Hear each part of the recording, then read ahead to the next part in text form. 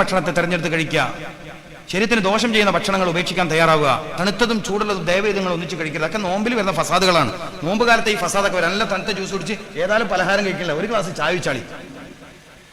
ചായ വെച്ചാളി എന്ന് പറയുന്ന സ്വഭാവം ഉണ്ടെങ്കിൽ വലിയ അബദ്ധമാണ്. തണുപ്പ് കഴിച്ചതോടൊപ്പം ചൂട് കഴിക്കരുത്, ചൂട് കഴിച്ചതോടൊപ്പം തണുപ്പ് കഴിക്കരുത്. പുളിയുള്ളത് കഴിച്ചതോടൊപ്പം മധുരം പറ്റൂല, മധുരത്തിനോടൊപ്പം പുളി പറ്റൂല. മത്സ്യത്തോടൊപ്പം മാംസം പറ്റൂല, മത്സ്യത്തോടൊപ്പം പാല് പറ്റൂല. മത്സ്യത്തിന്റെ കറികൂട്ടിങ്ങൾ പ്രാതൽ കഴിക്കണം, രാവിലെ നാസ്ത കഴിക്കണം, പാലൊഴിച്ച ചായ കുടിക്കരുത്. അപ്പൊ മത്സ്യത്തോടൊപ്പം പാല് പറ്റൂല. ചിക്കനോടൊപ്പം തൈര് പറ്റൂല. കോഴി ബിരിയാണി കഴിക്കുമ്പോൾ തൈര് വേണ്ട. പിന്നെ സലാഡ് കഴിക്കേണ്ടത് ബിരിയാണിന്റെ കൂടെയല്ല, ബിരിയാണിക്ക് മുന്നെയാണ്. എല്ലാ ഭക്ഷണത്തിന്റെ മുന്നെയാണ് സലാഡ് കഴിക്കേണ്ടത്. ഇത്തിരി ഉള്ളിയും ഇത്തിരി ക്യാരറ്റും കക്കിരിയും ഒക്കെ മുറിച്ചിട്ടിട്ട് ചെറുനാരങ്ങൊക്കെ പിഴിഞ്ഞ് അതിനൊന്ന് രുചിപ്പെടുത്തി എല്ലാ ഭക്ഷണത്തിന് മുമ്പ് അല്പം കഴിക്കാൻ പറ്റുമ്പോൾ കൊളസ്ട്രോളിനൊന്നും കംപ്ലൈന്റ് ഉണ്ടാവില്ല. നമ്മൾ അതിലും തെറ്റായ ശൈലിയാണ് ഉപയോഗിക്കുന്നത്. എല്ലാം കൂടി മിക്സ് ചെയ്ത് കഴിക്കുക. വെന്തതും വേവാത്തതും ഒന്നിച്ച് പാടില്ല. പുളിയുള്ളതും മധുരമുള്ളതും ഒന്നിച്ച് പാടില്ല. പഴങ്ങൾ ഭക്ഷണത്തിന് മുമ്പേ കഴിക്കുന്ന ശീലം നമ്മൾ നടപ്പിൽ വരുത്തണം. പഴവർഗ്ഗങ്ങൾ ഭക്ഷണത്തിന് മുമ്പേ കഴിക്കണം. വേവാത്ത ഭക്ഷണം വെന്ത ഭക്ഷണത്തിന് മുമ്പേ കഴിക്കണം. ഇതൊക്കെയാണ് സുന്നത്ത്. ഞാൻ പറയുന്നത് സുന്നത്തായ കാര്യങ്ങളാണ്. ഹബീബായ റസൂലുള്ളാഹി സ്വല്ലല്ലാഹു അലൈഹി വസല്ലമ തങ്ങളുമായി ബന്ധപ്പെട്ട കാര്യങ്ങളാണ്. ഒരു തവണ മിനാ കുന്നിന്റെ മുകളിൽ ഹജ്ജിന് വേണ്ടി ഒരുമിച്ച് കൂടിയപ്പോൾ നേരത്തെ പറഞ്ഞ മഹാനായ ഏഴുമല തങ്ങൾ പറഞ്ഞു, നീ കുറച്ച് എന്തെങ്കിലും വയത് പറയുന്നു. ഞാൻ പോയിട്ട് ഈ കാര്യങ്ങളൊക്കെ പറഞ്ഞ അദ്ദേഹത്തിന് വലിയ സന്തോഷമായി. ഇതെല്ലാം പറഞ്ഞത് മൂപ്പർ പറഞ്ഞ എന്റെ പിതാവ് എഴുതിയൊരു കിതാബുണ്ട്, ആദാബുൽ അഖിൽ. ആ കിതാബിന്റെ പേര് മൂപ്പർ പറയണം, ഏഴുമല തങ്ങൾ പറയാണ്, എന്റെ പിതാവ് എഴുതിയൊരു കിതാബുണ്ട്, ആദാബുൽ അഖിൽ. ഇതൊക്കെ പൂർവികരായ ആളുകൾ പറയുകയും പറഞ്ഞു കൊടുക്കുകയും ചെയ്തിരുന്നു. ഇന്ന് ജനങ്ങൾക്ക് ഈ കാര്യത്തിൽ ഒന്ന് ഒരുപ്പെടുത്തി എന്തും തിന്നാം, എങ്ങനെയും തിന്നാം എന്നുള്ളിടത്തെത്തി. അങ്ങനെ നിത്യരോഗിയായി, രോഗത്തിന്റെ ദുരിതത്തിലായി, ഭക്ഷണം കഴിച്ച് രോഗിയായി, മരുന്ന് കുടിച്ച് രോഗത്തിന്റെ വർധനമുണ്ടാക്കി ഇടങ്ങേറാവുകയാണ് മനുഷ്യന്മാർ. ഞാൻ പറഞ്ഞ പ്രയോഗം മനസ്സിലായോ? ഭക്ഷണം കഴിച്ച് രോഗിയായി, മരുന്ന് കുടിച്ച് രോഗം വർദ്ധിപ്പിച്ചു. ഇതാണ് ജനങ്ങളുടെ അവസ്ഥ. ഈ ദുരിതത്തിന് അവസാനം വരണമെങ്കിൽ, ഈ ദുരിതത്തിന് പ്രയാസത്തിന് അവസാനം വരണമെങ്കിൽ ഖുർആന്റെ ഹദീസിന്റെ സയൻസുകൾ, ഖുർആന്റെയും ഹദീസിന്റെയും ശാസ്ത്ര വീക്ഷണങ്ങൾ ജനങ്ങൾക്കിടയിൽ വ്യാപകമാകണം. അള്ളാഹു അതിന് തൗഫീക്ക് നൽകട്ടെ. ഇത്തരം കാര്യങ്ങളൊക്കെ നിങ്ങളൊന്ന് ശ്രദ്ധിച്ചേക്കണം. രാത്രി നേരത്തെ ഭക്ഷണം കഴിക്കുന്ന ശീലം നിങ്ങളിൽ ഉണ്ടോ എന്ന് എനിക്കറിയില്ല. രാത്രി നേരത്തെ ഭക്ഷണം കഴിക്കുന്ന ശീലം ഉണ്ടാക്കണം. ഞാൻ നേരത്തെ പറഞ്ഞു, എപ്പോഴാണ് ഭക്ഷണം കഴിക്കേണ്ടതെന്ന് വെച്ചാൽ വിശക്കുമ്പോഴാണ് ഭക്ഷണം കഴിക്കേണ്ടത്. അപ്പൊ രാവിലെ എന്തായാലും എല്ലാവർക്കും വിശപ്പുണ്ടാവും, മഗ്രിബിന്റെ സമയത്തും എല്ലാവർക്കും വിശപ്പുണ്ടാവും. പ്രകൃതിപരമായി എല്ലാവർക്കും വിശപ്പ് വരാൻ സാധ്യതയുള്ള രണ്ട് സമയത്താണ്. ഒന്ന് സുബഹ് കഴിഞ്ഞ ഉടനെ, മറ്റൊന്ന് മഗ്രിബിന്റെ ഉടനെ. ഈ രണ്ട് സമയത്ത് ഭക്ഷണം പ്രത്യേകം എടുത്തു പറഞ്ഞു. ഫുത്തൂർ അശ, പ്രഭാത ഭക്ഷണം, രാത്രി ഭക്ഷണം. അപ്പൊ മഗ്രിബ് നിസ്കാരം കഴിഞ്ഞ് നിങ്ങൾ എല്ലാവരും രാത്രി ഭക്ഷണം കഴിക്കാൻ ഉള്ള ഒരു സൗകര്യം ഉണ്ടാക്കുക. പ്രത്യേകിച്ച് സ്ത്രീകൾക്കത് കഴിയും, സഹോദരിമാർക്കത് കഴിയും. ഭക്ഷണം കഴിച്ചാൽ 3 മണിക്കൂറെങ്കിലും ഉറങ്ങാൻ പാടില്ല. നമ്മൾ ഈ 10 മണിക്ക് ഭക്ഷണം കഴിച്ചാൽ പിന്നെ എപ്പോഴും ഉറങ്ങാം? 1 മണിക്കോ? ഭക്ഷണം കഴിച്ചാൽ 3 മണിക്കൂർ നേരം ശരീരത്തിന് ഉറക്കം പാടില്ല എന്നാണ് ശാസ്ത്രം. കാരണം ഭക്ഷണം കഴിച്ച സമയത്ത് രക്തത്തിന് ഭക്ഷണത്തിന്റെ ദഹനത്തിലാണ് ശ്രദ്ധിക്കാൻ കഴിയുന്നത്. ഇനി ഒരാൾ ഭക്ഷണം കഴിച്ച ഉടനെ ഉറക്കിലേക്ക് പോയാൽ അയാൾ രോഗിയായി തീരും. ചില ആളുകളൊക്കെ രോഗം ഇങ്ങനെ എപ്പോഴും നിലനിൽക്കുന്നതുകൊണ്ടാ മൂപ്പറുടെ ഡയലോഗ്, ഉച്ചക്ക് ചോറ് വെച്ചിട്ട് ലേശം ഉറങ്ങിയില്ല എനിക്ക് തലക്കൊരു കനാന്ന്. ആ കനം ചെയ്ത്താനിരുന്ന കന മനസ്സിലായിട്ടില്ല. ചില അമ്മമാര് പറയുന്ന വർത്താനം, ഉച്ചക്ക് ഊണ് കഴിച്ചവർക്ക് ലേശം കണ്ണി ചെയ്യണോ, എനിക്ക് വേഗം നല്ലോണം കണ്ണി ചെയ്യുമോ, നാട്ടുകാർ വേഗം ജീവിതത്തിരും. പകല് ഉറങ്ങാൻ പറ്റുന്ന സമയം എപ്പോഴാണ്? ളുഹർ ബാങ്കിന്റെ മുമ്പാണ്. അത് തന്നെ ആർക്കാ അനുവദിക്കപ്പെട്ടത്? കൈലൂലത്തിന്റെ ഉറക്കം എന്ന് പറഞ്ഞിട്ട് ആർക്കാ അനുവദിക്കപ്പെട്ടത്? തഹജ്ജുദിൽ ഉണർന്ന മഹാന്മാർക്കാണ്, ഭാഗ്യവാന്മാർക്കാണ്. ഇച്ചങ്ങായി ഉച്ചക്ക് ചോറ് കഴിച്ച പേരും പറഞ്ഞ് കടത്തുറക്കുന്നത്. എന്നിട്ട് സൂക്കേട് മാറുന്നില്ല, എന്താ ചെയ്യേണ്ടത്? എങ്ങനെ മാറില്ല? സൂക്കേട് മാറാതിരിക്കണം, മരുന്ന് എപ്പം കുത്തിവെക്കല്ലേ? പ്രമേഹം എന്തായാലും മാറൂല. പകലുറങ്ങുന്നവന്റെ പ്രമേഹം ഒരു നിലക്കും മാറൂല. പകലുറങ്ങുന്നവരുടെ പ്രമേഹം മാറൂല. അയാൾ അത് ആഗ്രഹിക്കേ വേണ്ട. മാത്രമല്ല, ഒരു 10-20 രോഗം മൂപ്പറ ബാക്കിൽ ഇങ്ങനെ നബിദിനത്തിന് ഘോഷയാത്ര പിള്ളേർ പോകുന്നവരിങ്ങനെ ബാക്കിൽ വരികയും, കണ്ണിന് കാഴ്ച കുറയുക, കാലിന്റെ തടിഭാഗത്തേക്കുള്ള രക്തത്തിന്റെ കുറവ്, രക്തത്തിന്റെ സർക്കുലേഷൻ കുറയുക, അങ്ങനെ ഒരു 10-20ഓളം ദുരിതങ്ങൾ വന്നിട്ട് ഈ മനുഷ്യനാകെ ജീവിതത്തിൽ ഇടങ്ങാറാവും. അല്ലാഹു നമ്മളെ കാത്തിരക്ഷിക്കട്ടെ. ശ്രദ്ധിച്ചോളി, നിങ്ങൾ ശ്രദ്ധിച്ചോളി.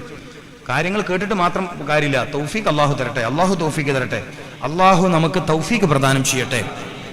ഉറങ്ങേണ്ട സമയം രാത്രി, ജോലി ചെയ്യേണ്ട സമയം പകല്, ഇതൊക്കെ മനസ്സിലാക്കണം. ഇനി രാത്രി ഹൈറായ കാര്യങ്ങൾക്ക് വേണ്ടി ഒരാൾക്ക് ഉറക്കൊഴിച്ചു, ഹൈറായ ഇൽമ പഠിക്കുക, ദിക്റിന്റെ മജ്ലിസിൽ ഒരുമിച്ചൂടുക പോലത്തെ ഹൈറായ കാര്യങ്ങൾക്ക് വേണ്ടി ഒരാൾ ഉറക്കൊഴിച്ചാൽ പകൽ ഉറങ്ങാം. സൂര്യോദയം കഴിഞ്ഞ് ളുഹാന്റെയും മറ്റൊക്കെ സമയം കഴിഞ്ഞ് ളുഹറിന്റെ തൊട്ട് മുമ്പ് അല്പം ഉറങ്ങാം, ക്ഷീണം മാറ്റാൻ.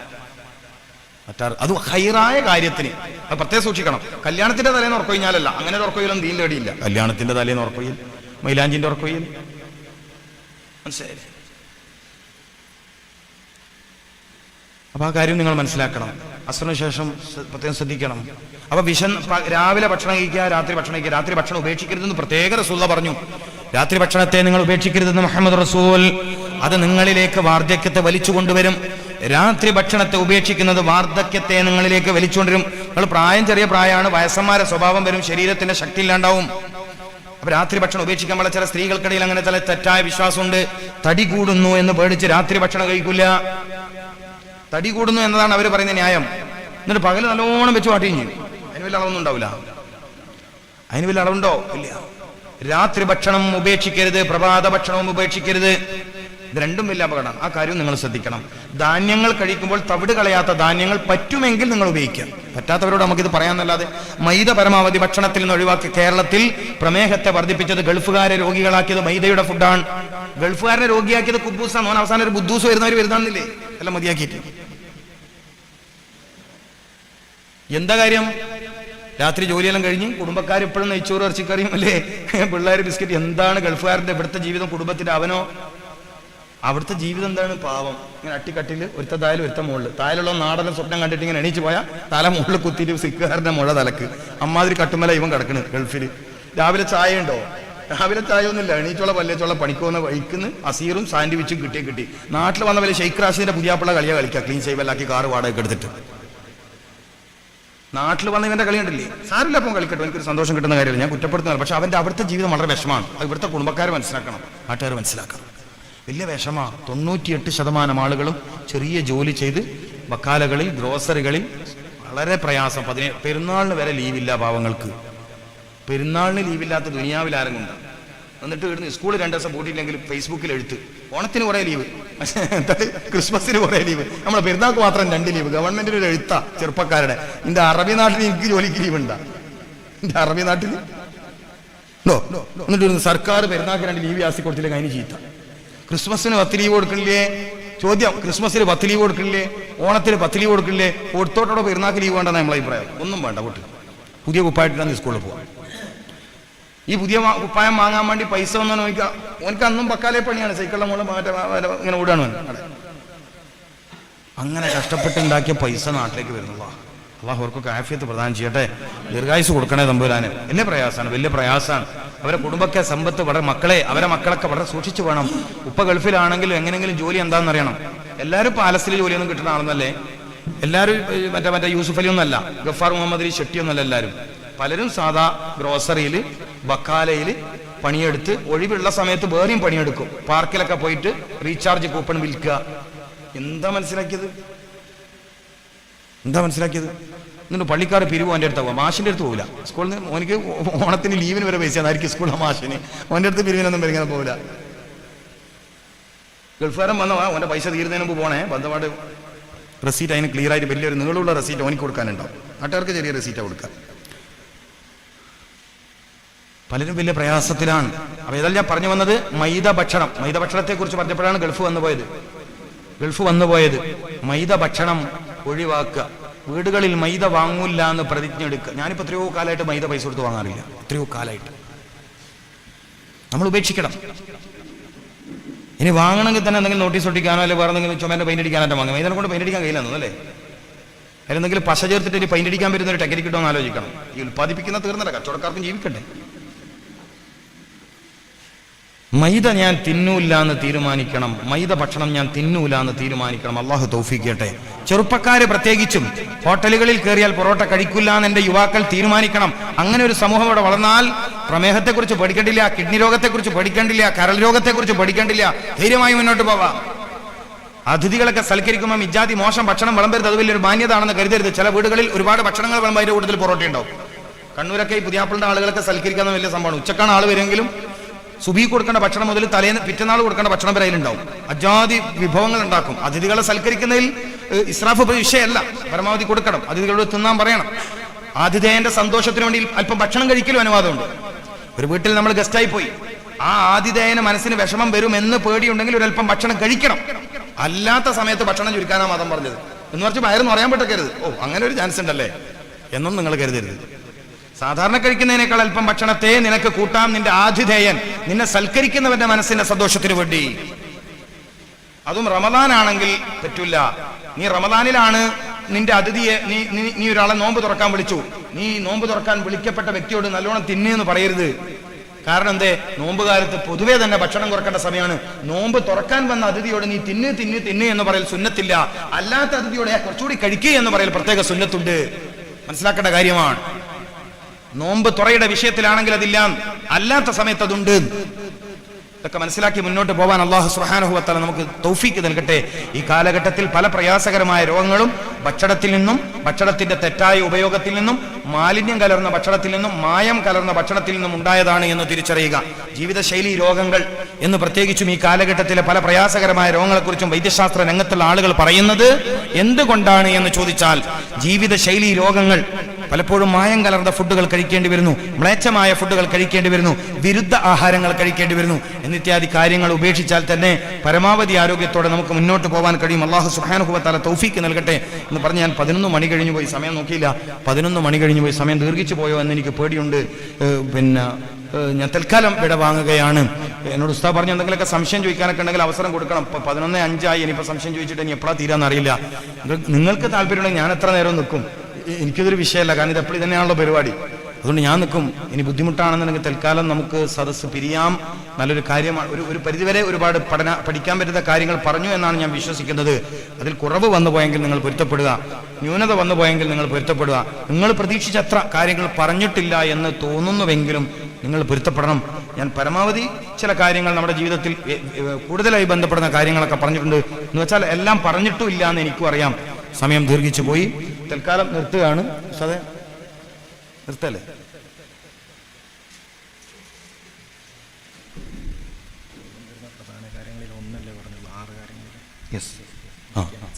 അതെ, രോഗമുണ്ടാക്കുന്ന 6 കാര്യങ്ങൾ അമിതമായി ചെയ്യുന്ന ഉസ്താദ് അതൊന്ന് പറഞ്ഞാണ്.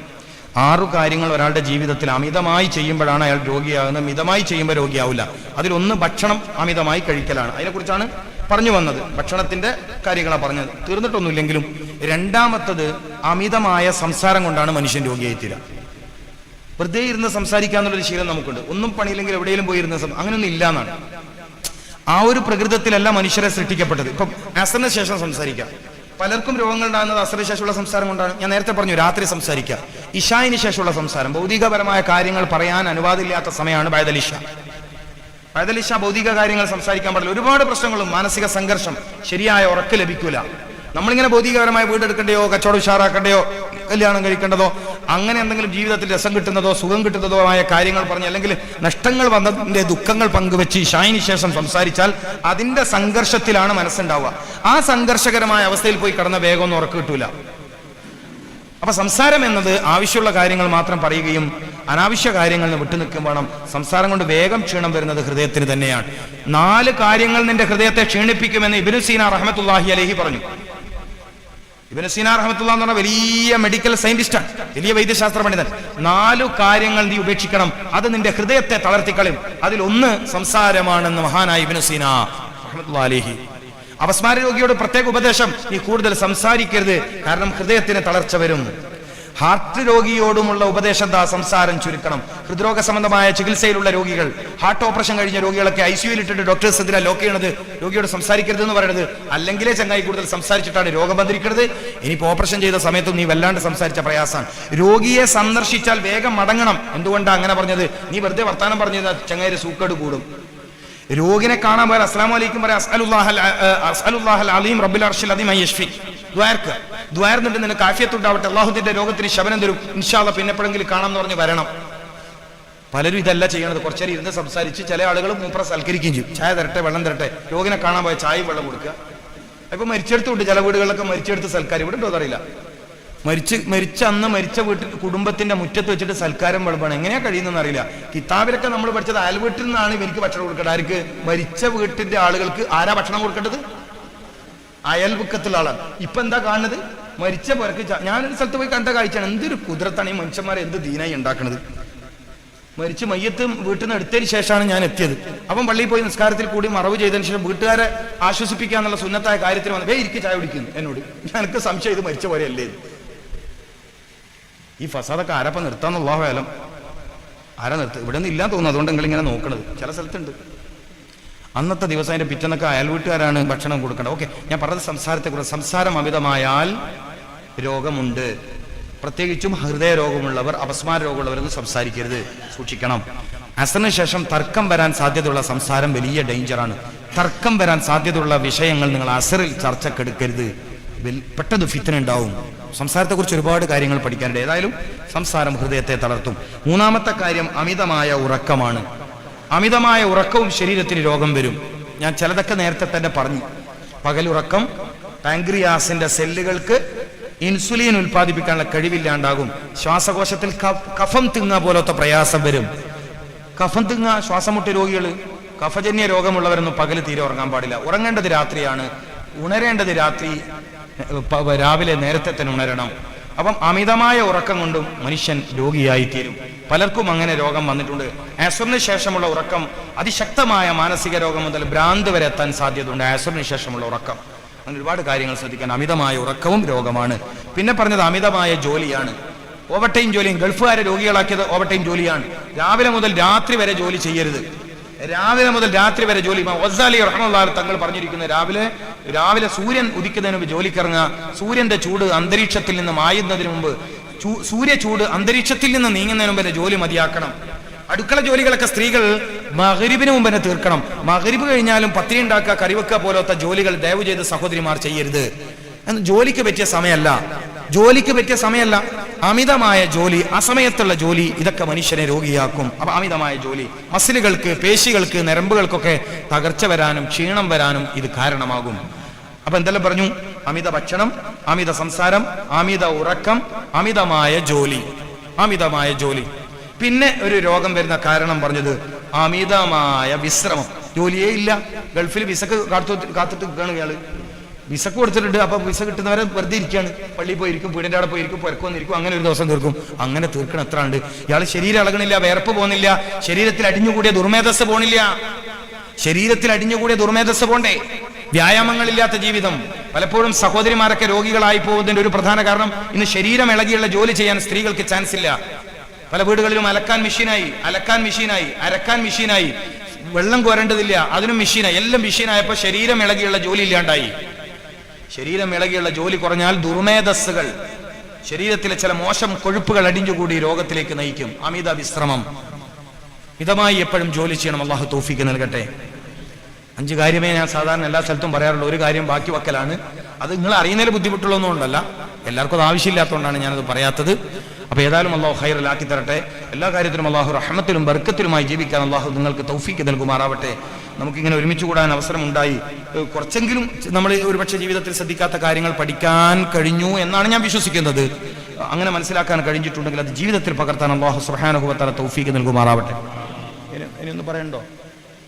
ഇല്ല.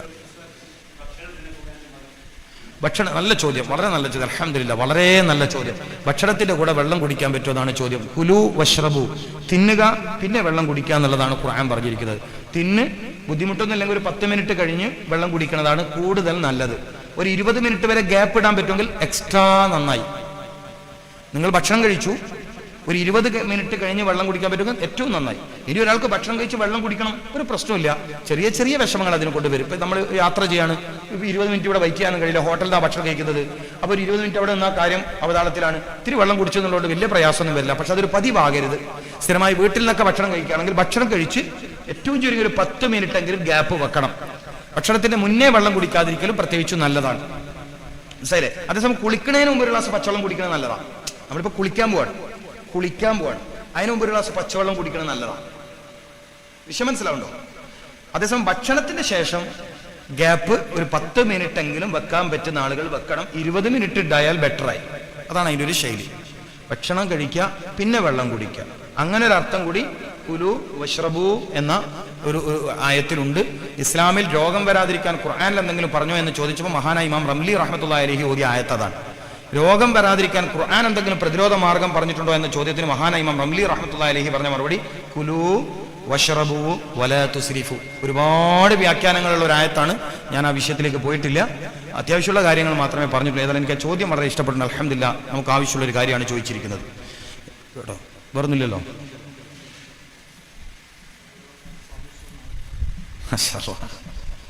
ഞാൻ പറഞ്ഞ ചോദ്യമാണ്.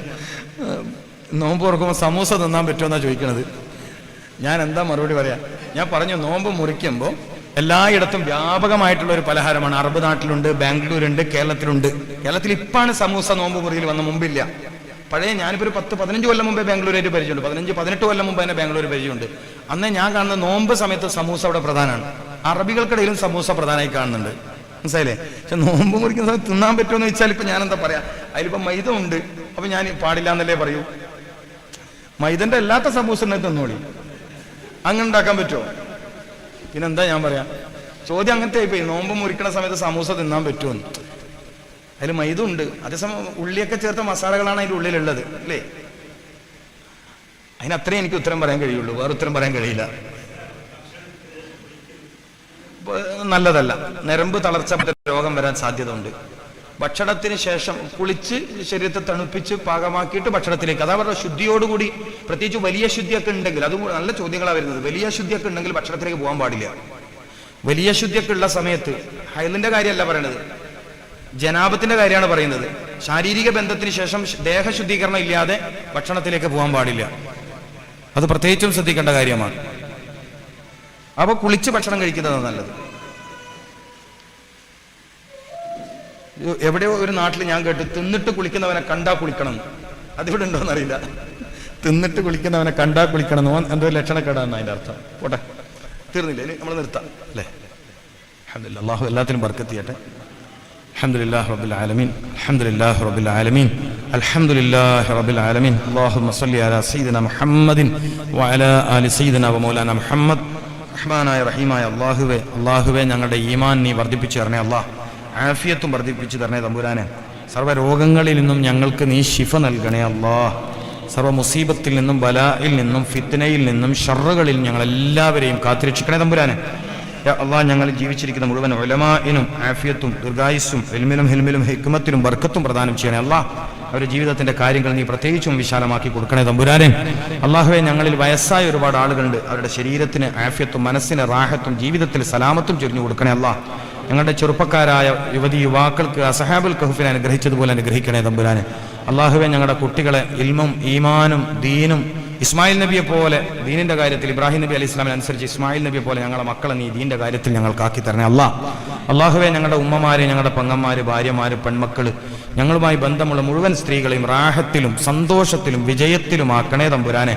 ഉമ്മഹാത്തുൽ മുഅ്മിനീങ്ങളെ പോലെ നീ അവരനുഗ്രഹിക്കണേ അല്ലാഹ്. ദുനിയാവിന്റെ ഫിത്നയിൽ നിന്ന്, ഫസാദിൽ നിന്ന്, ചതിയിൽ നിന്ന്, വഞ്ചനകൾ ഞങ്ങളെ സ്ത്രീകളെ നീ കാത്തിരക്ഷിക്കണേ അല്ലാഹ്. ഞങ്ങൾക്ക് കൺകുണിർമയാകണേ തമ്പുരാനെ. അള്ളാഹുവേ, ഞങ്ങളുടെ മസ്ജിദ്, മദ്രസ, ദീനി സ്ഥാപനങ്ങൾ, ദീനി സംഘടനകൾ എല്ലാത്തിലും നീ വിജയം നൽകണേ തമ്പുരാനെ.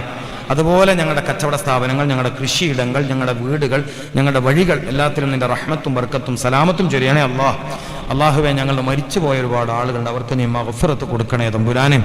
അള്ളാഹുവേ, ഞങ്ങൾ മരിച്ചുപോയ ഞങ്ങളുടെ മാതാപിതാക്കൾ, ഭാര്യ ഭർത്താക്കന്മാർ, സഹോദരീ സഹോദരന്മാർ, ഞങ്ങളുടെ നേതാക്കൾ, ഞങ്ങളുടെ ആലിമീങ്ങൾ, ഞങ്ങളുടെ സാദാത്യങ്ങൾ, ഞങ്ങളുടെ ഉമറ, എല്ലാവരുടെ ഖബറും നീ സ്വർഗ്ഗപ്പൂന്തോപ്പാക്കണേ അല്ലാഹ്. അവർക്കൊക്കെ സ്വർഗീയ ഭക്ഷണം കൊടുക്കണേ തമ്പുരാനെ. ഞങ്ങൾ മരിക്കണ നേരത്തിൽ ഇലാഹ ഇല്ലല്ലാഹ് ചൊല്ലി മരിക്കാനും ഖബറിലും മഹ്ശറയിലും ഹിസാബിലും രക്ഷപ്പെടാനുള്ള ഭാഗ്യം തരണേ അല്ലാഹ്. നിന്റെ ലിഖാഇന് നീ ഭാഗ്യം തരണേ തമ്പുരാനെ. റസൂലുള്ളാഹിന്റെ സുന്നത്തിന്റെ കാര്യത്തിൽ ഞങ്ങൾ ചെയ്യുന്ന അമലുകൾ നീ വിജയിപ്പിച്ചു തരണേ അല്ലാഹ്. നിന്റെ കലാമ്, നിന്റെ ഖുർആന്റെ വഴിയിൽ ഞങ്ങളുടെ പരിശ്രമം വിജയിപ്പിക്കണേ അല്ലാഹ്. ആ വിഷയത്തിലൊക്കെ ഞങ്ങളെ മനസ്സറിഞ്ഞ് സഹായിക്കുന്നവരെ നീ സഹായിക്കണേ അല്ലാഹ്. നിന്റെ പരിശുദ്ധ ഖുർആൻ ഹയാത്താക്കാൻ വേണ്ടി ഞങ്ങൾ ചെയ്യുന്ന അമല്, ആ അമലിനെ സഹായിച്ചവർ, സഹായിക്കുന്നവർ, അവരൊക്കെ നീ അറ്റമില്ലാണ്ട് സഹായിക്കണേ തമ്പുരാനെ. അള്ളാഹുവേ, ഞങ്ങളുടെ ദുആഇനെ നീ ഖബൂൽ ചെയ്യണേ അല്ലാഹ്. അള്ളാഹുവേ, ഞങ്ങളുടെ ദുആഇനെ നീ ഖബൂൽ ചെയ്യണേ അല്ലാഹ്. നിന്റെ മഹദു ഫضل കൊണ്ട്, നിന്റെ ഔദാര്യവും നിന്റെ കൃപയും നിന്റെ വാത്സല്യവും കൊണ്ട് ഞങ്ങളുടെ ദുആ സ്വീകരിക്കണേ തമ്പുരാനെ. റബ്ബന ആതിന ഫിദ് ദുനിയ ഹസനതൻ വഫിൽ ആഖിറതി ഹസനതൻ വഖിന അദാബന്നാർ. റബ്ബന തഖബ്ബൽ മിന്നാ ഇന്നക അൻതസ് സമീഉൽ അലീം വതുബ് അലൈനാ ഇന്നക അൻതത് തവ്വാബുർ റഹീം. ആമീൻ ആമീൻ ആമീൻ ബിറഹ്മതിക യാ അർഹമർ റഹീമീൻ. ബിഹഖി സല്ലല്ലാഹു അലാ മുഹമ്മദ് സല്ലല്ലാഹു അലൈഹി വസല്ലം. സല്ലല്ലാഹു അലാ മുഹമ്മദ് സല്ലല്ലാഹു അലൈഹി വസല്ലം. اللهم صل على محمد يا رب صل عليه وسلم وصل على جميع الأنبياء والمرسلين والحمد لله رب العالمين. السلام عليكم ورحمة الله وبركاته.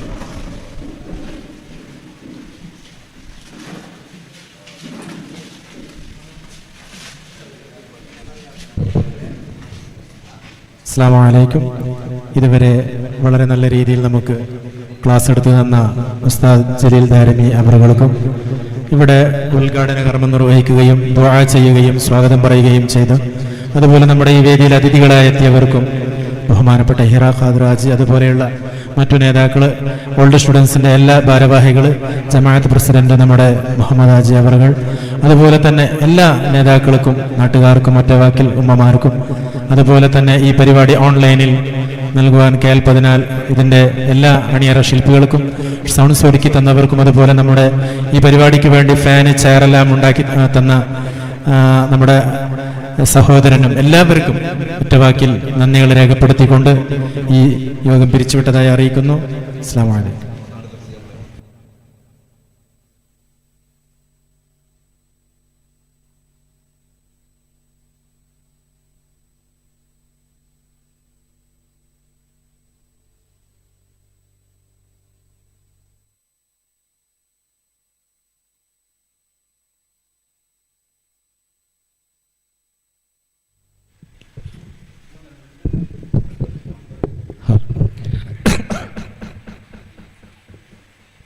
വോളണ്ടിയർമാർ എത്രയും പെട്ടെന്ന് മദ്രസ ഹാളിൽ എത്തിച്ചേരുക.